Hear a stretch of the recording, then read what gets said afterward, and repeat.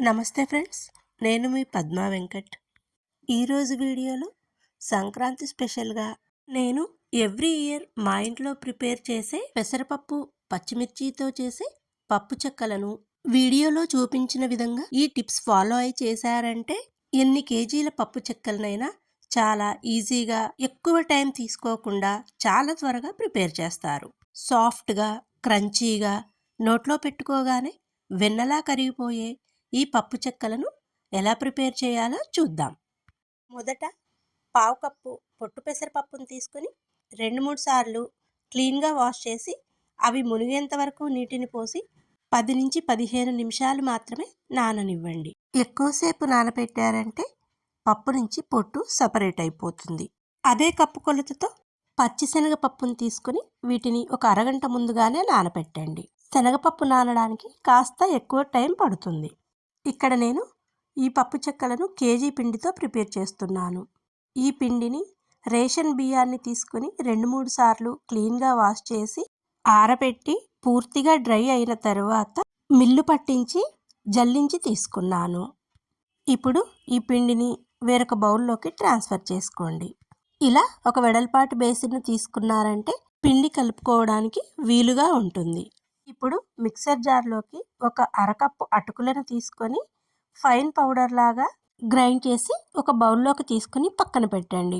అదే మిక్సర్ జార్లోకి కారానికి సరిపడా 10 నుంచి 12 పచ్చిమిర్చిని తీసుకోండి. ఈ చెక్కలను నేను కేవలం పచ్చిమిర్చి కారంతోటే ప్రిపేర్ చేస్తున్నాను.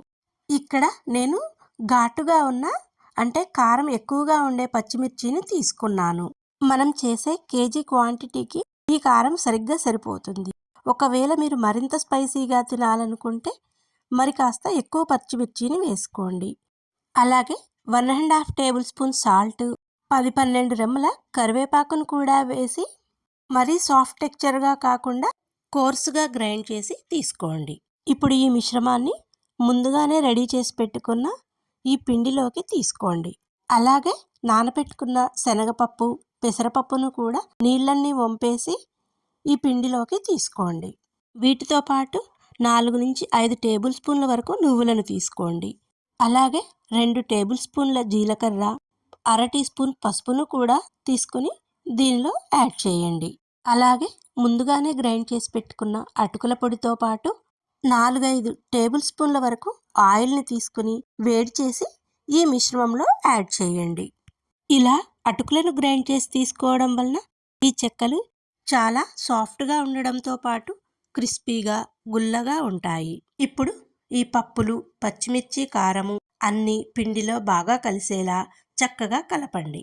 ఇలా ముందుగానే బాగా కలిపిన తరువాత కొద్ది కొద్దిగా నీళ్లు పోసుకుంటూ పిండిని చపాతీ పిండిలా గట్టిగా కలుపుకోవాలి. ఇక్కడ నేను మిక్సర్ జార్లో కొద్దిగా నీళ్లు పోసి ఆ నీళ్లను కలుపుతున్నాను.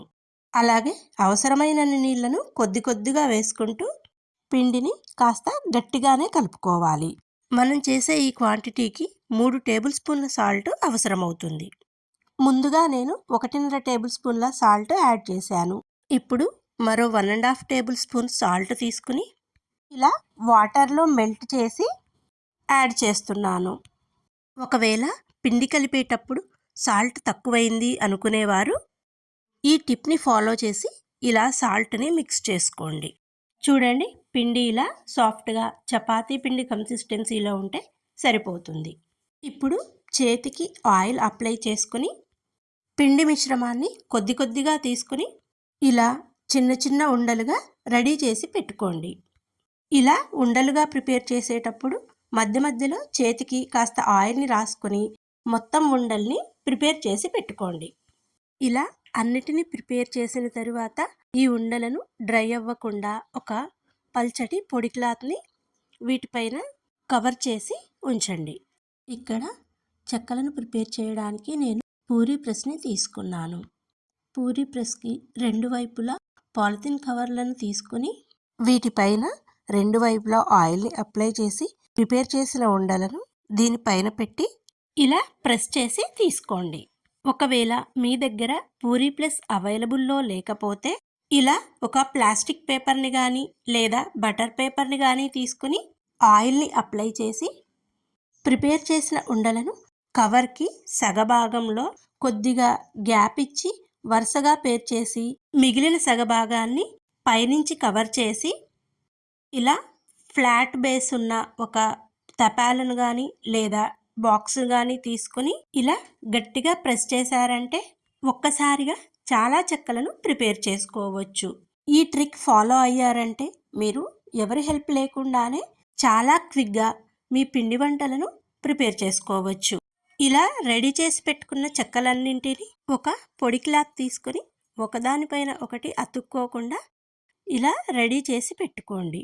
ఇప్పుడు స్టవ్ పైన కడాయిని పెట్టి డీప్ ఫ్రైకి సరిపడా ఆయిల్ని తీసుకుని ఆయిల్ బాగా హీట్ ఎక్కాక ఫ్లేమ్ని మీడియంలోకి టర్న్ చేసుకుని రెడీ చేసి పెట్టుకున్న చెక్కలను ఆయిల్లో పట్టినన్ని వేసుకొని వెంటనే కదపకుండా 2-3 నిమిషాలాగి అవి పైకి తేలిన తరువాత రెండు వైపులా అటు ఇటు తిప్పుతూ మంచి రంగు వచ్చే వరకు వేయించండి.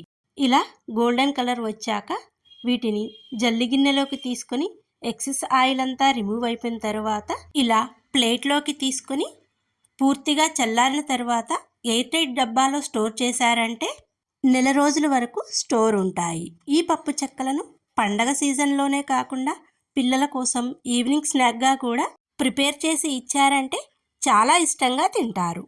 మరి మీరు కూడా ట్రై చేసి ఎలా కుదిరాయో తప్పకుండా షేర్ చేస్తారు కదూ. Thank you for your valuable time for watching this video.